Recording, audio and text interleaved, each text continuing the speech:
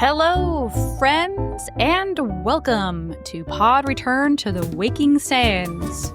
We are a Final Fantasy XIV companion podcast where we explore the lore and story of Hydaelyn and beyond. My name is Jen, and I'm joined by my co-host and researcher. I'm Levi. Hello, Levi. Hello, Jen. What are we doing today, Jen? Oh, today? Today. We're doing nothing. Because we've already done it. Exactly. Well, most of it. Today we're going to start talking about the relic weapon. Yeah. The ARR relic weapon, which is the Zodiac weapon. Yes. Correct. So the format here is that over the past year and change, I think. Literally, yes. We have been working away behind the scenes on the relic weapons. So every so often we paused and we recorded like an update. The story so far. Yes. So we're going to go back and we're going to just play these kind of audio relic diary segments in sequence. Yeah. This will be a 3-parter. 1, because it's a lot. 2, because we are not yet done with the relic weapon. We have 1.5 steps remaining. Oh. Yeah, Get used to that sound. It's been a year. You're going to hear that sound a lot during these these replays. Probably, yes. So before we turn things over to our past selves, Jen. Aw. Hi, Jen. Hi, Jen. Before we do so, let's talk about some relics in general. So, Jen, the relics, as you may know, this is a feature of every single Final Fantasy XIV expansion. There is always a relic weapon. Mm-hmm. This essentially is some form of grind to get the top weapon on par maybe with like a final Savage Raid, whatever weapon in terms of eye level, but pretty much the best in slot for your job for that expansion once all is said and done. Nice.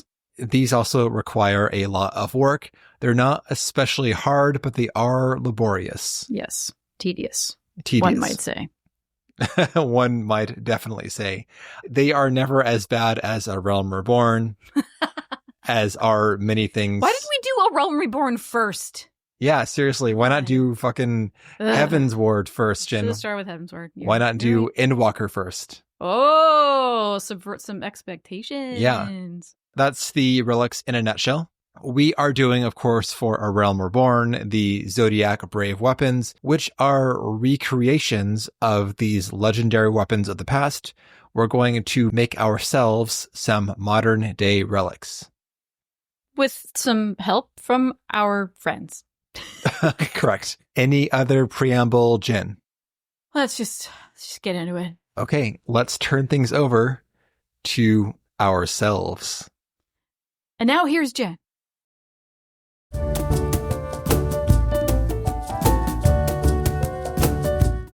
So, Jen, this is the first installment of our Zodiac Weapon saga. Oh, boy. This will be through the Ultima Weapon phase. Right. Yes. And up to this point, I have thought that we were legit done with this whole process. Like 3 times over. Times, yeah. I'm like, oh my God, that was so easy. And he's like, Jen, no. I'm like, what else could we possibly need to do? For this process, I am pursuing the Warrior weapon. I'm doing Bard. The reason I chose Warrior is that I had deliberately overleveled Warrior in advance, since I knew we would be running this stuff and I would want to be able to fast track this unsynced. So I've got like a level 70 something Warrior, which I got through mainly like front lines and other PvP shit. Okay. You know, it paid off, Jen, when we were stuck on the Hydra for like 30 minutes. You're like, well, luckily I have Warrior at 70. And also you have some sweet armor, so. Yeah. Yeah. But I commend the diligent people who actually got their relic weapons at level 50 when that was the cap. This is a ton of work, even unsynced. It seems absolutely fucking insane in terms of the time commitment to earn this thing synced. So, We begin our journey with Nedrick Ironheart, our Vesper Bay grifty side quest hookup. He immediately starts off by negging our gear. Yeah. Hey, man, it's looking a little shabby. But maybe you should talk to somebody about that. If you want to get some sweet gear, go see Rowena in Revenant's Toll. Oh, here it goes. And again, I'm sure he's getting a commission for everyone he forwards over to Rowena. No, she's been paying him this whole time. I swear to God. But we're getting relics out of Cutter's Cry. We're getting relics out of Halatali. We're getting all sorts of shit. We do like sweet gear, though. So we head on over. Yeah, they got us there. Now, Rowena is a former Uldan weapons merchant turned antiquities seller. She has a single-minded pursuit of wealth and doesn't hesitate to put others under her thumb in pursuit of her own fortune. Details about her past are scant, but we will be collecting tidbits about her as we bump into her time and again. In Revenant's Toll, Rowena welcomes us and says that as a gesture of goodwill, she will tell us about a smith named Geralt that makes the finest weapons and armor in the realm, though he does have an affinity for drink. Yeah. Just no big deal. Just he's drunk sometimes. He forges as well as Byragot, but as a young smith, he was cast out by his master for the crime of crafting better wares than his master, and also while drunk.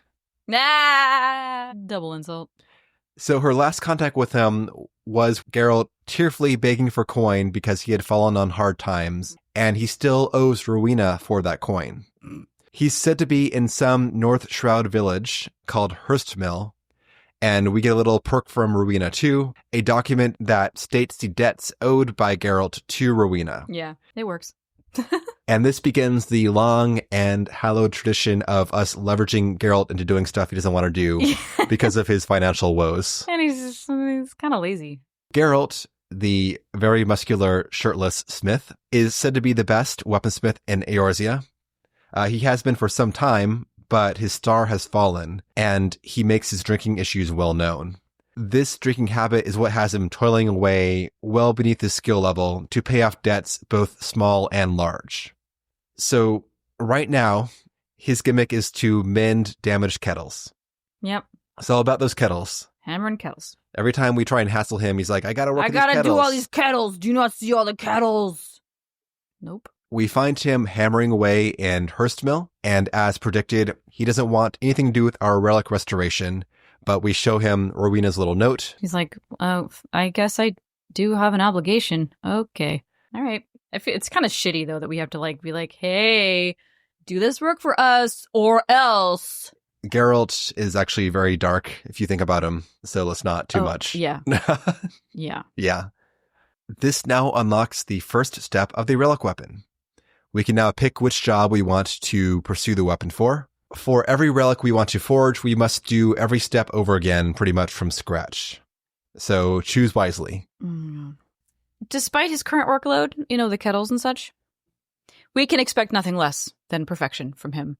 And while he can do the work, he doesn't have the rare materials necessary. So that's going to be up to us to get this stuff. And so for me, he asked me what I wanted to restore. And I was like, how about a bow? And the quote-unquote Artemis bow. Have we heard the term God's bow? And it is a term reserved for a virtuoso of the bow. I'm going to say the word bow a lot. So back in the fledgling days of Gridania, one such person existed, and his name was Gilbert. The legend goes that he slew 7 Ixali chieftains with one arrow. Not only that, but he had a beautiful voice. His weapon was therefore crafted to be both bow and instrument. The Artemis bow was kept by the god's quiver, sure, but the Ixali, in one of their famous hot air balloon raids, stole the bow and took it back to Natalan. So now we need to steal it back. The weapon I'm working on is Bravura. From the intimidating form to destructive power, it's everything a warrior could want. However, the clan that forged these axes died out, and there are no successors. So we'll need to find an existing Bravura to restart our restoration work. Because no warrior is going to give up their weapon willingly, we have to go and search the kobold mines and hope they scavenged one at some point during all their diggings and delvings. So now we have the step where we go to the respective tribe area and look for a coffer to grab this ancient weapon. Mm-hmm. We do so, easier with flight, of course, even though the kobold tunnels are a pain, even when you're flying. Oh, God, yes. And we bring this thing back to Geralt. It seems we have called his bluff. He didn't expect us to find this weapon to begin with, so I guess now he's got to work on it. Even though he was hoping that we would fail Sucker. and never be seen again. He does this a lot. Every time we come back, he's like, God damn it. I was hoping you would die. But these weapons are so fucked up that we cannot restore them as is. We must make a new host. Yep. A new vessel for the relic powers we'll be working on. So we now need to go and bring him back a crafted weapon. For me, it's a Barbarian's Bardiche fused with 2 grade 3 battle dance materia. And I needed to make a long arms composite bow. I mean, I needed to make Jen. You needed to make... You volunteered. And then with some Heaven's Eye materia melded to it. So, yeah, there we go. So we now give Geralt this crafted materia-infused item. These weapons require the master recipe books to craft, the ones that you purchase in Mordona. Further, these weapons require materials that only drop from dungeons, though you can buy them on the market board from players who've already collected them previously. The Bardiche requires the Bloody Bardiche head from the Wanderer's Palace. I needed the Bloody Bow Rim. The Bloody Bow Rim? Yeah. Bloody Bow. I keep thinking it's like a ship thing. The Bloody Bow Rim. So we craft and or buy the thing, meld it, and return to Geralt. And he works at it for a bit, trying to graft the salvageable parts of the relic weapon we found onto our new host, the intact, brand new weapon. But this is really hard to do. So all of the reforging has made this thing like really impossible to work with. So we need stuff that will allow him to, I don't know, do stuff. So what he asks for is some alumina salts. This is a rare thing. It drops from the Chimera in Kurthus. This guy actually swallows the rock to aid its digestion, and we need to slay him, pull this shit out of his stomach, and bring it back. So we do. This is a special trial just for the relic weapon, and we'll be facing down a trial version of the Chimera, an 8-person scaled enemy, except that because of the fucking A Realm Reborn item level scaling, it is a cinch. Yep. Like, this thing melts in 30 seconds. Yep. And even that aside, though, it's essentially the same boss as in Cutter's Cry. There's a few more AoEs, but the main deal is to avoid the Ram and Dragon's Voice. Ram's Voice, run away, because it's going to drop a point-blank AoE. Dragon's Voice, dive on inside the boss to avoid the donut. Nice. So we slay it and return, and Geralt once again is exasperated at our continuing persistence. He'd rather grind away at kettles than he would work on this weapon. Interesting. Okay. We have now restored the weapon with these alumina salts. It lacks something becoming of a relic, a glow. So we go back to Rowena. Yep. Geralt refuses to go see Rowena. He will not give her any more opportunities to nag him about his debts. It's interesting too when we first talked to Rowena about all this stuff, and she's like, "Oh, I know a guy. He sometimes drinks a lot, but so it was insinuated that the relationship was extremely superficial." It's not. She's like, "Correct." So even just doing this, there's like more and more revealed that there's more to their past between the two of them. Rowena, I'm sure, knows that we're going to need to go back to her for these goods that we need to finish this weapon. Oh, no, she's always scheming. Yep. Just plant the seed. Oh, hey, I'll give you this nice little perk. Here's some free knowledge. First one's free. Yeah. Yeah. So now we go back and say, hey, help us with this literature we need. And she says, sure, but you got to do something for me first. I need an Amdapor glyph from Amdapor Keep. So we run the keep, grab the glyph, and return, and swap it with Rowena for this book. Yep. For me, I get a book about a warrior sellsword named Iron Eater. Oh. Well, I get a book about Gilbert the Godsbow. Cool. Yeah. He's, for a guy who's like, I would so much rather to build kettles, but, when he's given the remnants of a relic weapon and he, kind of redoes the body enough that we can see what it might actually be, for him to be like, he could easily be like, all right, I'm done. I fulfilled your shit. Here's your fucking relic or whatever. He's looking at it and he's going like, no, it's missing something. We need to know more about who it was that wielded this weapon in the past. And it's like, it's missing a glow, right? Like, it's obvious this guy has an immense passion for this. but he's trying to downplay it so hard. I don't know. Whatever. Shit's going on. He's kicking, screaming away from his humdrum work to work in this thing. And even suddenly though it's like, he can't whoa. let it be, though, also. He has to, it bothers him that it's not right, even though we have to nag him every single step of the way. Yep. We give him the books, and he complains that now he's got to do some reading. But while he is studying up, he says, hey, why don't you go and take your weapon out for a spin? So now we have to go out into the world and go kill some guys with our in-progress weapon to see how it handles. We go get a feel for it. We go kill some enemies. Kill some dudes. In my case, I have to kill 24 kobolds. Fucked. I gotta get 24 Exol. Yeah. So after we're done murdering beast people for sport, we return. And it seems that this is not enough yet to satisfy Geralt. Yeah, we gotta kill more. He's like, we gotta kill more stuff to really get a feel for it. Yeah. So now let's go face down a Hydra. And there happens to be a Hydra that lords over Halatali these days. So that's our new target. Sweet. This is one of the leftover gladiatorial challenges from before Halatali was shut down. It seems that it's kept itself fed on the other occupants of the gladiatorial arenas and also on unwitting adventurers who wander inside. Heh. So now we got to take it down.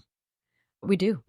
Well, we had to wait for like 20, 30 minutes. Because right. Yeah. It was like, wait, 8 minutes, 13 minutes, 21 minutes. And then we realized, we don't have to do this synced. So, yeah, we just gave up at some point because the Chimera popped in like 3 minutes. Yep. But this one did not. So we just went in unsynced. I had my level 70 character, which was actually good. Like, it was not easy because I was not that over leveled for it. Yeah. But also, it wasn't, we could still do it with 2 people. Exactly. Yeah. So the Hydra, it will also go down very fast if you do this synced with a full party because of the eye level issues. But we will get a chance to fight it for real with less of a leg up when we go and see it inside the Palace of the Dead. The main mechanic for the Hydra is fear itself. This is half mechanic, half pun, as the Hydra will park itself in the center of the arena from time to time and cast this ability. The only thing to fear is fear itself, Jen. So run right up to the Hydra and get inside of it, and you'll be fine. If you fear it, then you'll get feared. Yeah. And that's the problem because the boss will be dropping puddles of fire and ice all around the arena. So if you run around randomly, you're going to get in those things and probably die. Yeah. However, you need to make sure that until the Hydra casts fear itself, you do not go in the arena's center.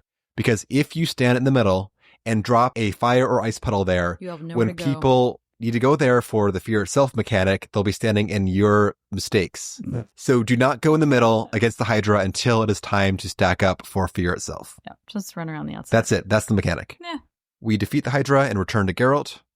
And now the truth comes out. He's like, well, darn. I thought you died to this thing or something. So yeah, no, we get another comment, like Geralt thinly veiling his desire that we die at each of these trials. But we don't. And so he's probably gonna say some specifics about your book, because he says some specifics about my book. Yeah. Let's talk about Gilbert Godsbow. His book was full of rhymes, as bards are wont to do, but they weren't nearly as crass as Geralt would have liked. But here's the info we needed. So we're trying to achieve peak archer bard performance levels out of this thing. Weather, right? Weather is a big factor in an instrument's performance, as well as a bow's. So to keep his bowstrument from succumbing to the effects of humidity, heat, etc., Gilbert installed tuning pins. That's basically it as far as specifics for my shit. Because then it's just, he's looking at the weapon. And he's like, you're gonna need more materials. So that's both of us. Okay. So for me, the legendary Sellsword, Iron Eater, was a peerless warrior. In these accounts, there is a mention of the axe bravura. Evidently, the axe head was forged to weigh twice what it would normally. After we find these tidbits of knowledge, Geralt now listens to us talk about wielding a weapon in battle and makes some adaptations to it as well. And now, the next step is to merge the old relic, the new host, and the soul of the bearer. That's us. Yeah. This will supposedly restore the weapon to its former glory. For this, we need a white-hot ember, a howling gale, and a chunk of hyperfused ore, and a bottle of Radzat-Han quenching oil to cool the weapon off afterwards. Side note, we will hear the names Radzat-Han and Tavner mentioned from time to time in this quest. This is a far away place. We don't know any details about them yet in the story. Just words. But they are Tavner is a locale. Razathan is a city famed for its alchemists. Yes. Nice. So these bits come from fighting the hard mode versions of Ifrit, Titan, and Garuda. We buy the oil with tomestones from Rowena, of course. Yes. So we get the things and hand them over. And it's now time to see a relic reborn. Geralt's God-given hands work yet another miracle, and we claim it. This guy, he is effervescent and almost like criminally giddy, just like with the evil laughter. These God-given hands have worked yet another miracle. Feast your eyes on the Artemis bow. I don't know why he sounds like a pirate. Just as it was in the days of yore. 'Tis a sight to move a man to tears, you lucky bastard. You'd better bloody well take care of it. I'm like, wow. All right, so we receive our all-powerful item level 80 weapon. And meanwhile, I'm looking at my item level 135 bow in my armory chest going... And Jen, you began complaining about the lack of glow on this. Yeah, I was like, what is it? It doesn't even glow. I was told there would be glow. This is also the first time, Jen, you're like, well, we're done. Yeah, and I'm like, this is bullshit. Go, Jen. Yeah, like, and we're done, and this was stupid. So the next Why step, do people do this? If we talk to a portly Moogle who's floating around by a furnace, this Moogle will tell us, in Geralt's sleep, he's been whispering about relic weapons. He has said that we can infuse spirits into our relic in this furnace if we use Tavnerian mist. So we go buy 3 bottles of mist from Rowena's minions and then bring it back. Thrust that plus the weapon inside the furnace. No quest pop-ups here. This is all done at your own initiative. Yeah, I never would have figured that out. Like, let me just talk to this Moogle for some reason. And now our weapon begins glowing. Yay! And now Jen's like, now we're done. Like, that was great. That was not even a problem to do. But no, if you equip your new glowing weapon now, Geralt has an update for us. Oh, boy. He's very happy to see us, for once. Nice. As some mysterious man from faraway lands has arrived and started asking about putting souls in relics or some such nonsense. Geralt ain't got time for this shit. He's got kettles to mend. He sends us over to keep this guy occupied. Sure. Yeah, we're the one with the relic after all. And now we get our title card, Jen. Mm-hmm. The beginning of the Zodiac Weapons quest. I'm like, what? Oh my God. I had no idea. That was all the prologue. Like, right? That wasn't even the shit.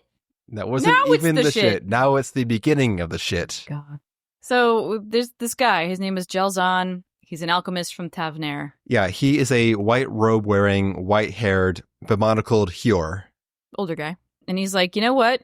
I'm sorry I'm in a bad mood, but I just endured a very harrowing, very long sea voyage to meet the realm's greatest weaponsmith. And when I got here, well, look at him.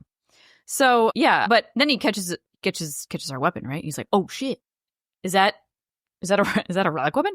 And it has been his life's work to study the enhancement of arms by soul infusion. Oh, aren't we lucky? And the Tavnerian mist, that was him.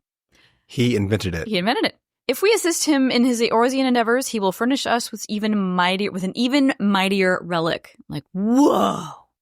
Okay. He continues. Ether, guys, is everywhere and in everything, but Eorzea has the most. When our weapon fells a living creature, its ether is sucked up by the weapon. When a Tavnerian mist-infused weapon slays a creature. Okay. Which is our shit now. Yes. It's sucked up by the weapon and creates Atma crystals.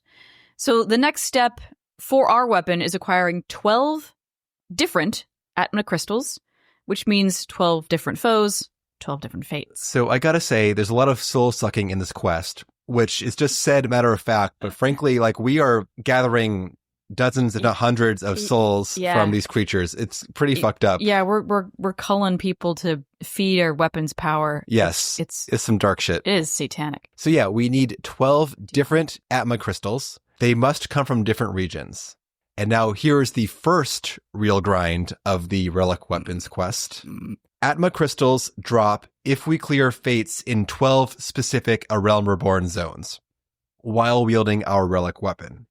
When the fate is cleared and you are lucky enough, you get a pop-up telling you that you received an Atma. These are things like Atma of the claw. Of the boar, of the Atma maiden. of the maiden, Yeah. Atma of the scale. And the type again depends on where you cleared the fate. Right. Not every Thanalan.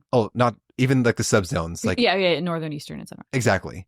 And not every zone not every zone drops Atma either. So make sure you take notes. You take a note on the list that he gives you. Or I just had the wiki open because fuck that shit. Yeah. But again, just bear in mind, there's no quest here telling you, hey, here's the checklist. Nope. He will tell you the dialogue. You can talk to him again and get the list again. Okay, that's good. But still, this stuff is all done alone. There's no go fly here and go do this thing here, or even like a checklist in your quest log. Nope. You gotta keep track yourself of this shit. It's very interesting. Yeah, it feels kind of like you're off the rails a little bit. Yeah, totally. The current drop rate for Atma is about 25%, as in 25% of the time when you clear a fate in the correct zone with the weapon equipped, you will receive an Atma. But I understand that this was much lower when the content was first put out. I've seen anecdotes about grinding for 8 hours for one Atma. Holy shit. On our attempt, Jen, it took about 2.5 hours to get all of our Atma. Yeah. We knocked it out in one single sitting. Yeah, which is great. And I was like, that wasn't so bad. It may have been a bit shorter. It would have been a bit But shorter. I had confused the central shroud for the south shroud, and So we were dicking around on the south shroud for like maybe half an hour. Yeah. And you're like, when is this Atma gonna just fucking fall in my pocket? So oh my God. We, again, sat down, and together we knocked this out in 2.5 hours. Jen's like, no big deal. This is fine. Jen and I hopped in voice chat and bullshitted about fate names and keeping crabs fresh and so on. And the time flew by. Yes. If you were doing this solo alone, It would feel so grindy and interminable. So, do it with a buddy. Get high. Yes. If that's your jam. We're not promoting drug use. But so yeah, if for like 45 minutes we were in Cell Shroud. Your number keeps changing. No, I wrote 45 minutes. 45 minutes. Okay, whatever. Yeah. We were trying for like 45 minutes on Levi's final Atma when he finally realized we were in the wrong zone. So we finally switched to Central Shroud. 2 fates later, he had it. And he was very mad. So I got worried at first. The first 2 zones we hit, the Atmas dropped for us in like 1 or 2 fates. Yeah. And Jen was like, this is easy. And I was like, oh shit, is Jen not going to get the real experience? Nope. Is she going to have a charmed experience? But no. I mean, you kind of manufactured one with that last bit, where I was feeling the pressure. I'm like, oh man, this has been a lot of fates. Even we don't have so, any Atma. by the 3rd zone, we had to do like 10 fates to get the thing to drop. Yeah, one time. We didn't have any like extreme bad luck chains, but there was like a time when we had like maybe 12 or so fates, I think at the worst. Yes. To get it to drop. Yes. And Jen had better luck than me throughout the night. Pretty good luck, yeah. Sorry. Yep. I was Expectations are fucked up now. Picking up Jen's leavings. So I got the 12 Atma, and I'm like, so now we're done. You got some suffering to come, don't worry. It's great. So yeah, we got the 12 Atma, and then we turn it in, and they get infused into the weapon, and we gain our Atma relic and a new look. Woo! It doesn't glow anymore. God damn it. No glow. And Jen's glow. like, we're done. No glow. And I'm like, we're done. And then I say, Jen, talk to Jelzan. Equip your weapon. No! And if you do so, a quest pops up. No! And we're going to talk to Jelzan again. And he's like, you know what? I can make your weapon even more powerful. I'm like, shut up. Legends say, when the world is on the brink of destruction, brave souls will rise up with the light to fight the darkness. And in Radzathan, these people are called Zodiac Braves. And they would fight with weapons that shined like 1,000 stars or something. So, glow again. So what our weapon is, essentially, is a vessel for souls, like we touched on before. And right now, we're only at like 10% capacity. He's looking at our weapon. He's like, that shit isn't full. Go fill it up. Maybe kill some more stuff. But we can't just kill it with anything. We have to be choosy. So what we need to do is grab a text called Trials of the Braves. And we're probably not going to find any copies in Eorzea. Maybe a trader we know might have a copy. Yeah, about that. So we got a lady. We go see Rowena again. The reason for these books is that we need to collect specific souls. because the legends say that these Zodiac Braves, they face down certain foes to infuse their weapons with power. So we have to reenact these deeds essentially by facing these same foes. Sure. We head back to Revenant's Toll, and Rowena can indeed help us. Her assistant, Gajasana. Gyasana? Sure. Gyasana. Gajasana. will be the go-to for the step. She is a Mikote with a G apostrophe name, so... Yeah, we just call her Jasana. Whatever. Gyasana. Gyasana starts to wonder why someone would want these moldering tomes until, oh wait, she realizes she's talking to a customer. Right, like, why do you want these musty old... I mean, oh my god, they're like super rare. They're like so rare. And I don't know if you could afford them, but you know what? I like you. I'll give you a discount. I'll give you a deal you can't refuse. So there are 9 books in total to make a full set of tomes. She'll give them to us for a steal, 100 tomestones a pop. So that's 900 total for the full set. Right. 1 per job. Right? No. What? We have to do 9 per job? Yes. Right now, we have done half of 1 tome. This is my stunned silence.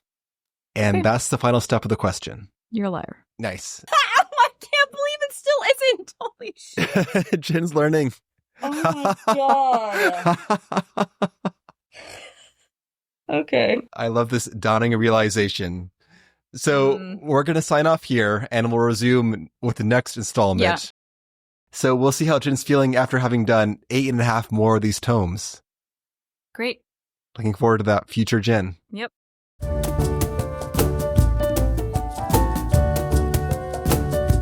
Welcome back. This is our second entry on our Zodiac Weapon progress. 8 months later or whatever. Really, it has been. We got really held up by our progression in terms of our podcast episodes being hampered by dungeon unlocks. So there are a lot of hard dungeons in this step, and we kept running into roadblocks where we had not yet done that dungeon for the podcast. And each dungeon has this unlock quest, which has its own story, so we couldn't just like unlock that and call it good. We wanted that fresh for that recording session. Yep. So we kept getting these bottlenecks. But finally, after Halatali hard? No, Brief Lux, Long Stop hard. Yeah, we finally got through all of that bullshit, and then we could just go ham on all these fucking books. Yes. So speaking of, we are now on the book step. Each book will raise the stats of our weapon. We can only work on 1 book at a time, though. So these books are key items that go into your key item slot in your inventory. And if we right-click them or whatever you do on controller, I don't know, this will give us this like booklet, essentially. It's kind of like a sticker book in a way, or like a stamp collection book where you have to do these activities. And once you do all these activities, the book is done. So there are 4 tabs on the book, 1 for field enemies, 1 for dungeons, 1 for fates, and 1 for leaves. Roughly, you have to kill, like 25-ish, I think, enemies all in all, give or take. You have to kill 3 enemies of each type that appears in the book, and there's... like a dozen, I think. Yeah, somewhere around there. So that one is not too hard. The other categories, the fates, dungeons, and leaves, there are 3 of each one that you have to do. These are... Thank you. These are very specific ones. Like you must do the fate named Schism, for instance. No other fate will do. You have to wait for that one fate to appear and then do it. It's the most infuriating bit. Because you can't just go after it. You gotta wait for that shit. So we'd have to like teleport into each of these areas. Is the fate up? No. Go to the next one. Is the fate up? No. Go to the next one. Is the fate up? No. Go. Okay. So now let's go to leaves. Leaves. And then when we're done, is the fate up yet? Is the fate up yet? Okay. If it's not, we're going to fight enemies. Is the fate up? Is the fate up? And then when it's that done, we'll do a dungeon. Is the fate up? Yeah, it sucks so hard because if you don't check in, you might miss the fate spawn. So like every single time we would go to like kill 3 of one kind of enemy and then go back to the fate zones where we had to get fates cleared and check for the fates. And hopefully one of them had spawned by then, but no guarantees. But also we were doing a lot of this during the Yokai Watch event. Oh, that's, yeah. So if we weren't on top of that shit, we just weren't getting the fate. Yeah, because people were clearing fates actually for once ever. We had to try and get them before other people clear them too. So it's not just the timer and the 15 minutes give or take of the fate to complete. Is also be other players there. This is so obnoxious. Drama. And what's worse though, one, capping fate sucks for certain fates that might only appear once every half hour to hour, whatever. Beyond that, though, some of the fates, they are spawned by like an NPC. There'll be a maelstrom. Merchant. Yeah, exactly. And that's what you see on the map. So unless you wiki it and then say, okay, this fate spawns at this location from this NPC, you cannot tell from the fate entry in the relic book It's not fair. what fate you have to do.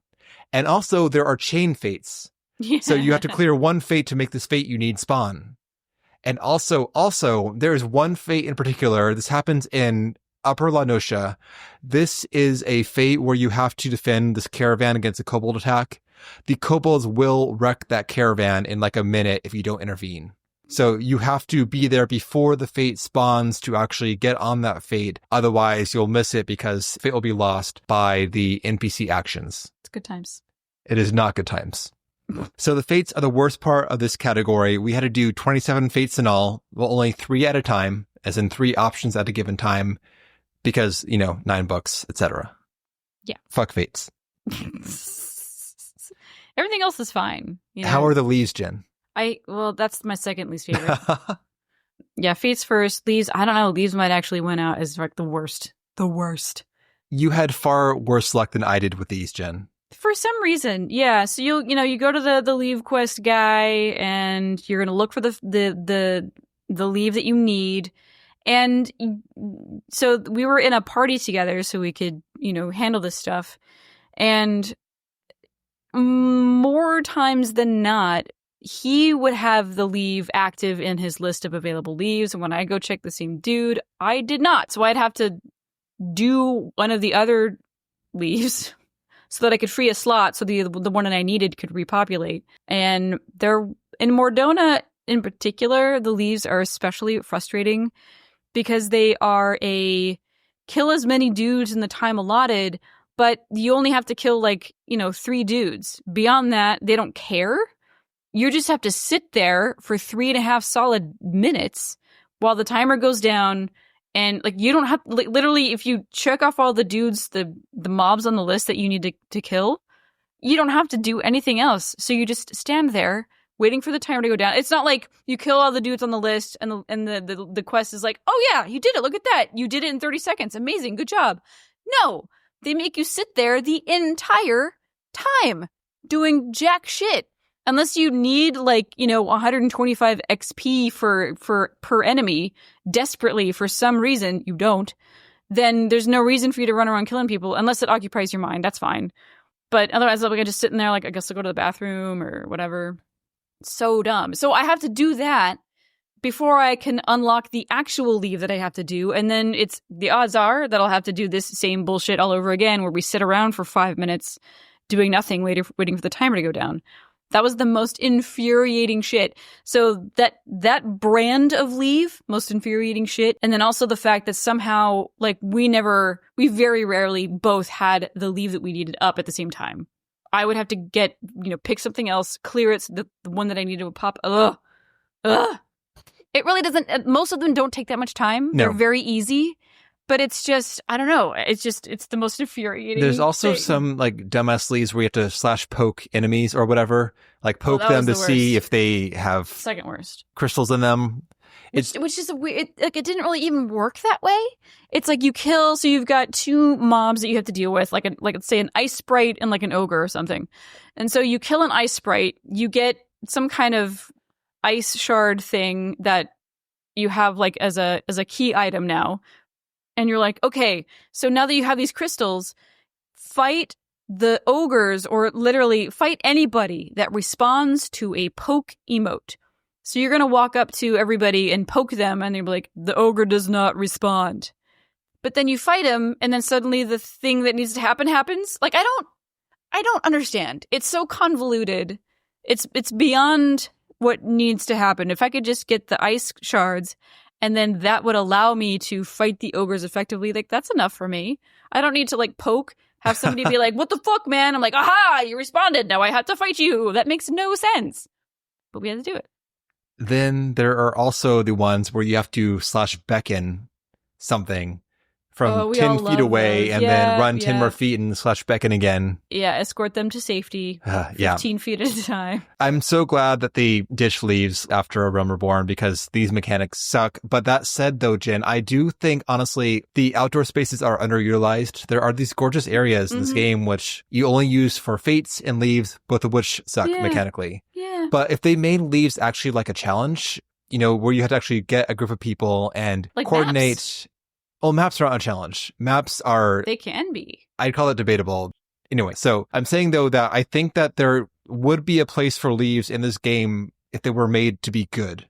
Because there are all these areas that are so colorfully designed in all these zones that don't get used for anything. Unless you're fate grinding, in which case you're turning your brain off anyway, then you just kind of fly over it. You know, it's like literally flyover country. They're all completely kind of thoughtless. Yeah. You turn your brain off for all of them. Yeah. There's It'd be interesting if like you get one book, but the 8 other books are like lost to time. And in the course of doing one of these books, in one of those activities, maybe it's the first one, maybe it's the 10th one, you find or unearth the next book. And so like, you know, it's a little bit of RNG. Maybe you get lucky, maybe you don't. But at least like you're kind of engaged in the effort to uncover this history and, you know, rebuild this amazing relic weapon. And instead of just like, I did this book, give me a new book. And they give you a new book. And like, so like, I don't know, that seems a little bit more involved and like you have something to do with stuff. Well, it's definitely involved for sure. Aggravating, probably yes, but definitely involved.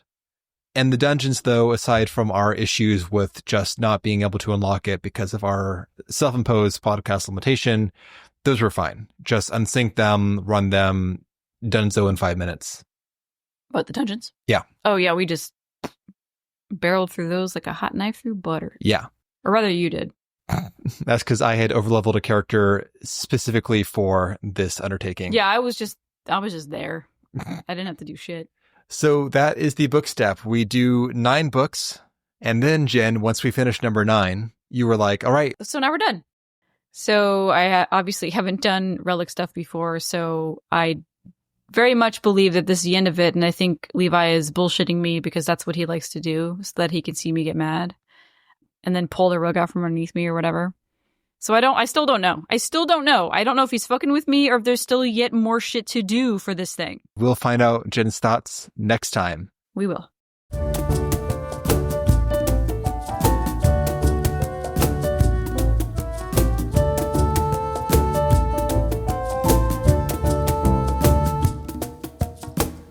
And that'll be it for today's retrospective, today's relic entries. We will see you next time for part 2 of our Zodiac Weapon series. Tears will be shed. Jen will be exasperated. Probably like euphoric that it's over. Both. Okay. But Jen, before we do, I should have said this last time for the finale to the MSQ, but after all the postscript episodes, as in like the final A Realm Reborn wrap-ups, we're going to do a wrap-up episode where we have several things planned, our own retrospectives. We have some commentary in already, some corrections, and some addenda to stuff we've covered previously. If you have anything that you'd like to add, that'll be happening after the post-Moogle episode. So if you want to add to our closeout, please do so with the forthcoming details.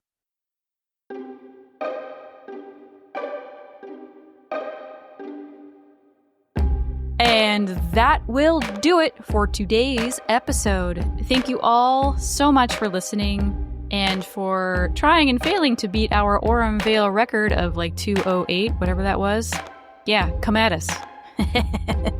If you want to get in touch with us, you can at podreturnffxiv at gmail.com. Check the show notes for our Discord and join us for our farewell to ARR activity series. We've got scavenger hunts, trivia, fishing For any of those things, hop in the Discord and details will be there. Also, check us out on Blue Sky at podreturnffxiv. Shocking. And last but not least, our Patreon. Patreon.com/podreturnffxiv. And for $1 a month, you get access to all the other stuff that we do, including the seasonal episodes and our Final Fantasy XI series, Vanadiel Vansplainer. So check it out. And with that, we hope you enjoyed the episode. Have a good day or night, and we will see you next time.